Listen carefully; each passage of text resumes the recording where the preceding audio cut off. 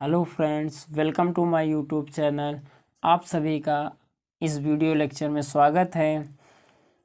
आज हम सभी लोग एक्सरसाइज 1.1 ठीक है, क्लास 10th के पहला टॉपिक, क्लास 10th का जो पहला टॉपिक है उसकी एक्सरसाइज 1.1 के पूर्व के एग्जाम्पलों को हम लोग विद कॉन्सेप्ट के साथ समझेंगे। ठीक है, तो चलिए स्टार्ट करता हूँ। तो पहला एग्जाम्पल तो हम लोगों ने पहले वीडियो लेक्चर में कंप्लीट कर लिया, अच्छे से समझ लिया। अब उदाहरण नंबर 2 की बारी है, तो हम लोग उदाहरण नंबर 2 देखते हैं। दर्शाइए कि प्रत्येक धनात्मक समपूर्णांक 2q के रूप का होता है तथा प्रत्येक धनात्मक विषम पूर्णांक 2q + 1 के रूप का होता है जहाँ q कोई पूर्णांक है। तो यहाँ पर प्रत्येक धनात्मक समपूर्णांक की बात की गई है। ठीक है, तो प्रत्येक धनात्मक समपूर्णांक 2q के रूप का होता है, हमको ये प्रूफ करना है। तथा प्रत्येक धनात्मक विषम पूर्णांक 2q + 1 के रूप का होता है। ठीक है, तो विषम पूर्णांक हमें इसके रूप में होते हैं, ये प्रूफ करना है, और समपूर्णांक 2q के रूप में होते हैं, ये हमें प्रूफ करना है। तो हम लोग जो ये टॉपिक है आपकी वास्तविक संख्या, इसमें हमेशा धनात्मक पूर्णांक की ही बात की जाएगी। तो आप लोग ध्यान रखना, ठीक है। ऋणात्मक पूर्णांक आपके सिलेबस में नहीं है कक्षा 10 में, ये आगे की क्लासों में है। ठीक है, तो आगे की क्लासों में हम लोग पढ़ेंगे इसके बारे में। तो अभी तक के लिए हम लोग सिर्फ धनात्मक पूर्णांक के बारे में ही यहाँ सीखेंगे। ठीक है, तो चलिए स्टार्ट करता हूँ। तो हम मान लेते हैं, तो मैं कोई भी धनात्मक पूर्णांक एक मान लेता हूँ और उसको अपने जो भी स्टेप्स हैं उसके स्टेप से मैं देखता हूँ कि ये धनात्मक पूर्णांक क्या सम होते हैं कि विषम। तो हम लोग यहाँ से पहले मान लेते हैं, माना a एक हमारा धनात्मक पूर्णांक है तथा b बराबर 2, इतना हम लोग क्या करते हैं, मान लेते हैं।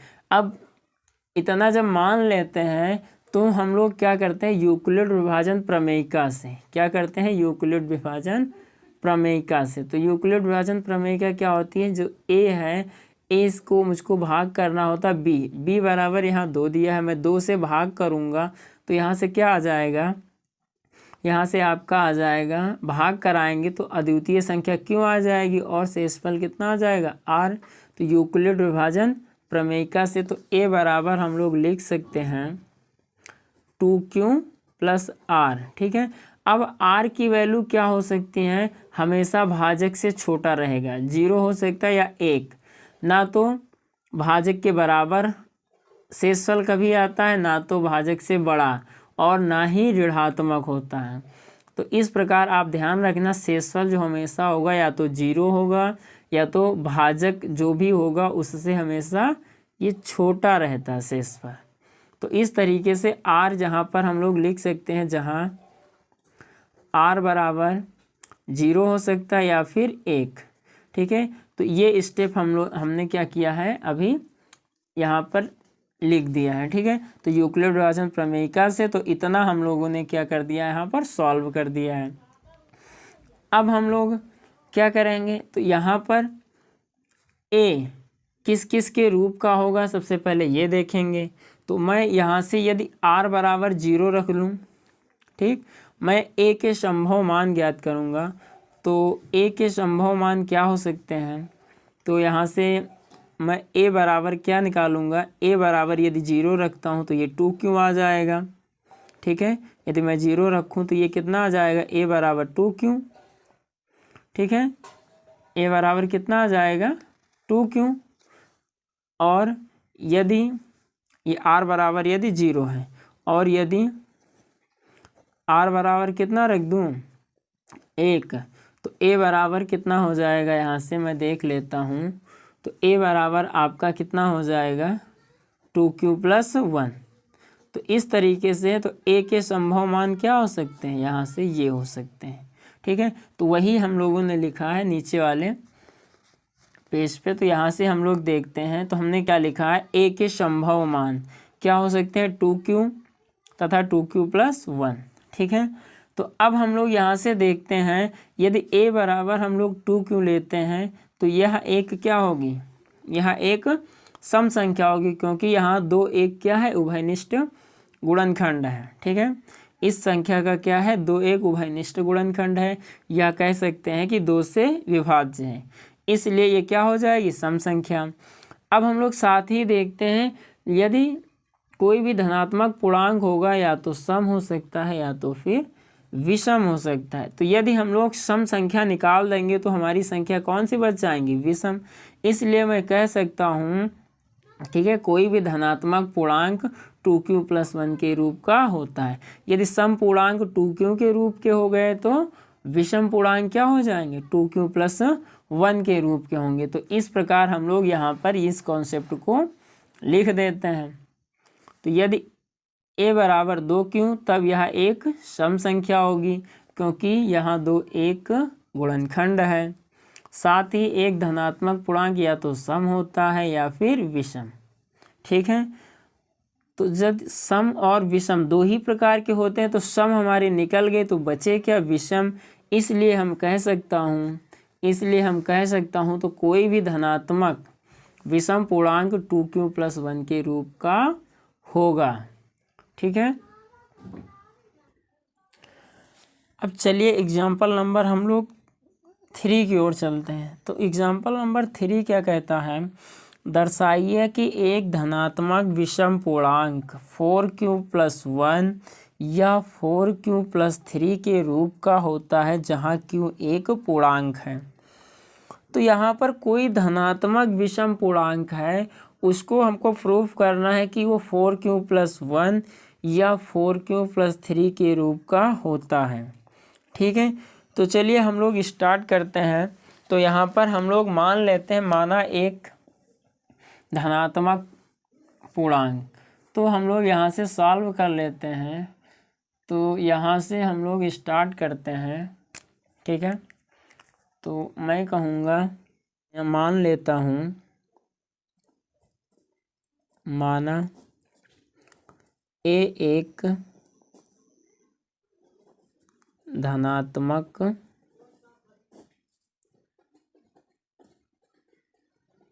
विषम पूर्णांक है। ठीक है, अब तथा b बराबर हम लोग कितना मानेंगे, 4। ठीक है, चूंकि 4q+1 या 4q+3, तो इस प्रकार q के गुणांक में जो होता है मैं उसको b बराबर मान लेता हूँ। ठीक है, तो इस प्रकार मैं लिख सकता हूँ। अब हम लोग क्या करते हैं, अब हम लोग यूक्लिड विभाजन प्रमेयिका द्वारा, ठीक है, a के मान ज्ञात करते हैं। तो मैं लिखता हूँ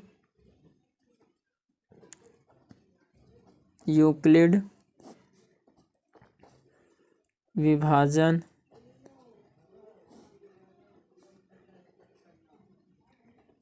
प्रमेयिका द्वारा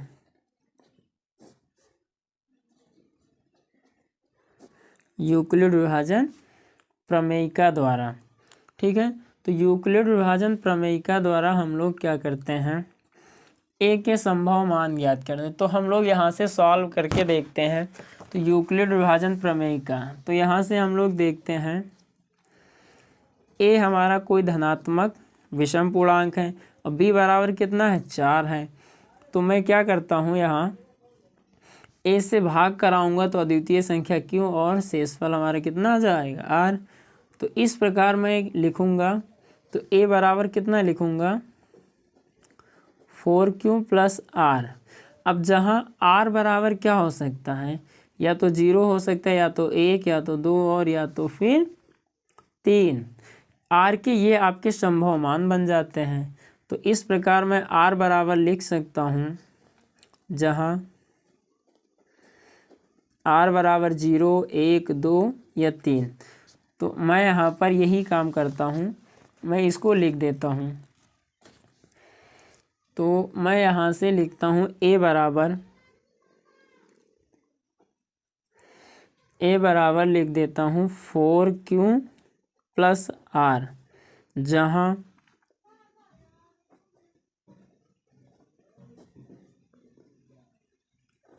r बराबर 0, 1, 2 या 3। ठीक है, इस तरीके से लिख देता हूँ। अब इसलिए ए के संभव मान क्या हो जाएंगे, इसलिए ए के संभव मान, ए के संभव मान, तो हम लोग r बराबर यदि 0 रखेंगे तो ये कितना हो जाएगा 4q। ठीक है, यदि r बराबर मैं 1 रखूँगा तो ये हो जाएगा 4q प्लस 1, और यदि मैं r बराबर 2 रखूँगा तो ये हो जाएगा 4q प्लस 2। इस तरीके से मैं क्या करता हूँ, इन सबको ब्रैकेट में रख देता हूँ, और यदि मैं r बराबर 3 रख देता हूँ तो ये 4q प्लस 3 हो जाता है। इस तरीके से a के क्या हो जाते हैं संभव मान। ठीक है, a बराबर 4q, a बराबर 4q प्लस 1, a बराबर 4q प्लस 2, a बराबर 4q प्लस 3, सबको a के बराबर हम लोग दिखा सकते हैं क्योंकि ये सभी a के संभव मान हैं। ठीक है, तो a बराबर इतना हो सकता है, a बराबर इतना, a बराबर ये सब हो सकता है। ठीक है, तो अब हम लोग यहाँ से देखते हैं, यदि ये सब इतना है तो हम लोग देख लेते हैं, चूँकि इसमें सम और विषम आपके सभी हैं तो इसमें क्वेश्चन में सिर्फ यही कहा है कि धनात्मक विषम पूर्णांक, हमें धनात्मक विषम पूर्णांक प्रूफ करना है। किसके रूप के, 4q प्लस 1 या 4q प्लस 3 के रूप के होते हैं। ठीक है, तो इस तरीके से इसको हमको प्रूफ करना है। तो हम लोग यहाँ से चेक करेंगे, चूँकि ए एक आपका विषम पूर्णांक है। ठीक है, तो मैं यहाँ से लिखूँगा चूँकि, ठीक है, मैं रीजन दे दूँगा, यहाँ से लिख सकता हूँ चूँकि क्या है, ए एक आपका, ए एक विषम पूर्णांक है। क्या है, विषम पूर्णांक, चूँकि हमने ऊपर मान रखा है,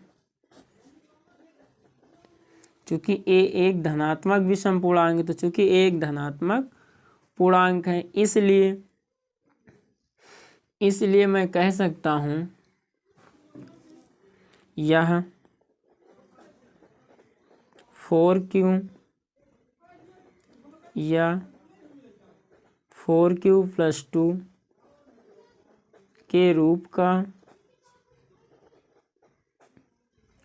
का नहीं हो सकता है, नहीं हो सकता,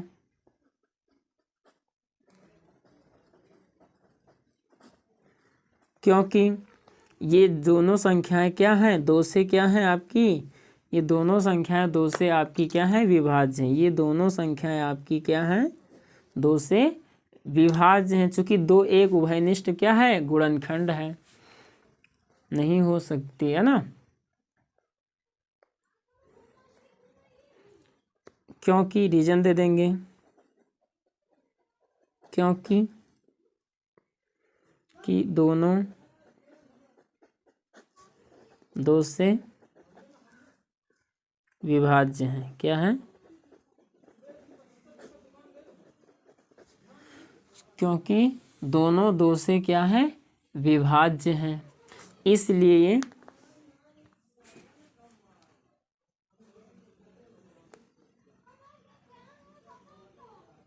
क्योंकि ए एक हमारा धनात्मक विषम पूर्णांक है, तो विषम पूर्णांक जो होगा 4q प्लस 2 के रूप का नहीं हो सकता, क्योंकि 2 से विभाज्य है।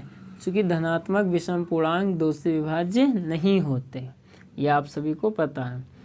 तो इसलिए मैं कह सकता हूँ, ठीक है, इसलिए हम लोग कह सकते हैं, इसलिए, ठीक है, इसलिए कोई भी धनात्मक विषम पूर्णांक 4q प्लस 1 या 4q प्लस 3 के रूप का होता है। बस यही हमको प्रूफ करना था। चूँकि भैया यदि आप ए एक विषम पूर्णांक है, तो चूँकि ये एक आपके क्या है, सम पूर्णांक है, तो सम नहीं हमको कहना, हमको सिर्फ धनात्मक सिद्ध करना है, धनात्मक विषम पूर्णांक। तो भैया सम निकल जाएंगे तो आपके धनात्मक विषम पूर्णांक ही बचेंगे। तो इसलिए मैं कह सकता हूँ कोई भी धनात्मक विषम पूर्णांक 4q+1 4q+3 के रूप का होता है। ठीक है, आई होप कि एग्जाम्पल समझ में आया होगा। उदाहरण नंबर 4 कहता है एक मिठाई विक्रेता के पास 420 काजू की बर्फियाँ और 130 बादाम की बर्फियाँ हैं। वह इनकी ऐसी ढेरियाँ बनाना चाहती है कि प्रत्येक ढेरी में बर्फियों की संख्या समान रहे तथा ये ढेरियाँ बर्फी की परात में न्यूनतम स्थान घेरें। इस काम के लिए प्रत्येक ढेरी में कितनी बर्फियाँ रखी जा सकती हैं? ठीक है, तो प्रत्येक ढेरी में कितनी बर्फियाँ रखी जा सकती हैं? तो हम लोग इस एग्जाम्पल को यदि देखें तो प्रत्येक ढेरी में कितनी बर्फियाँ रखी जा सकती हैं, तो हम कह सकते हैं कि प्रत्येक ढेरी में उतनी ही बर्फियाँ रखी जा सकती हैं। ठीक है, अधिकतम संख्या की बात कह रहा है। तो यहाँ से हम लोग देखेंगे यदि सॉल्व करें तो प्रत्येक ढेरी में बर्फियों की संख्या जो होगी 420 और 130 के HCF के बराबर होगी। तो यहाँ से हम लोग लिख देंगे तो प्रत्येक ढेरी में बर्फियों की संख्या, तो प्रत्येक ढेरी में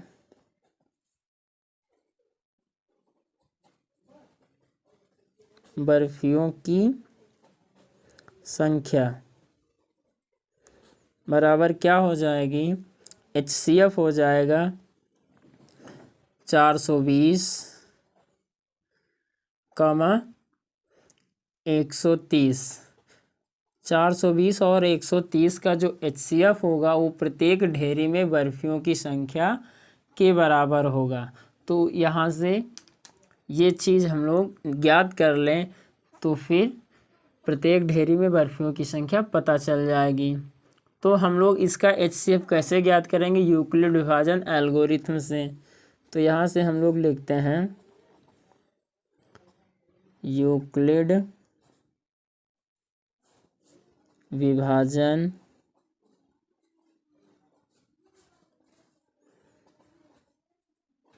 एल्गोरिथम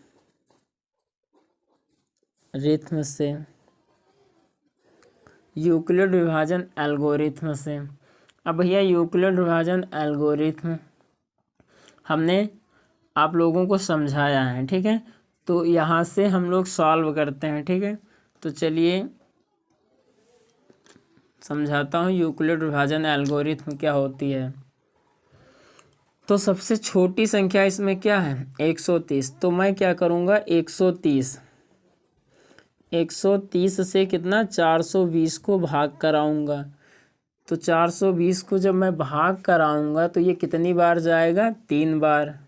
जब 3 बार जाएगा तो कितना आ जाएगा भैया, 3×3 = 39, 390। कितना आ जाएगा भैया, 390। जब मैं घटाऊँगा तो कितना बच जाएगा, 30। इस तरीके से यूक्लिड विभाजन प्रमेयिका का ये पहला चरण हम लोग लिखेंगे। जब पहला चरण लिखेंगे तो यहाँ से मैं लिखूँगा, ठीक है। तो यहाँ से हम देखो लिख देते हैं 420 बराबर क्या लिखेंगे, 130 × 3, ठीक है। अब यहाँ से क्या हो जाएगा, आर कितना है यहाँ से भैया आपका 30 है। अब जो शेषफल है ये 30 आया, 0 तो आया नहीं, इसलिए हम लिखेंगे R ≠ 0। शेषफल 0 नहीं है, रिमाइंडर शून्य नहीं है। जब रिमाइंडर शून्य नहीं है तो ये चरण नंबर फर्स्ट कंप्लीट हो गया।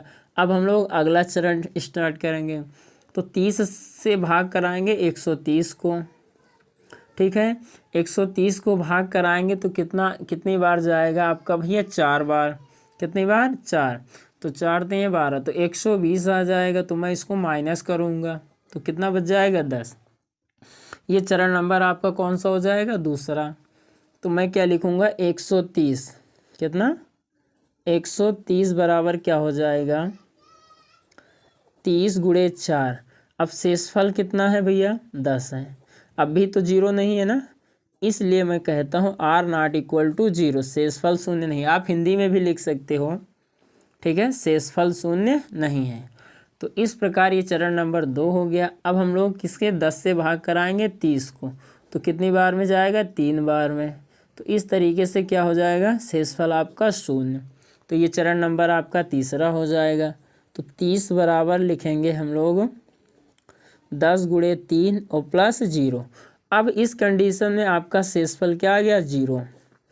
अब इस कंडीशन में आपका क्या आ गया? शेषफल 0। अब जिस कंडीशन में शेषफल 0 आता है उस कंडीशन में जो हमारा भाजक होता है यही आपका क्या कहलाता है? HCF। क्या कहलाता है? HCF। तो इस प्रकार मैं कह सकता हूँ, इसलिए HCF किस किस का भैया? 420 और 130 का कितना हो जाएगा भैया? 10। कितना हो जाएगा? 10। कितना हो जाएगा? 10। तो अतः अब हम लोग कह सकते हैं प्रत्येक ढेरी में बर्फियों की अधिकतम संख्या कितनी हो जाएगी? 10। अतः प्रत्येक ढेरी में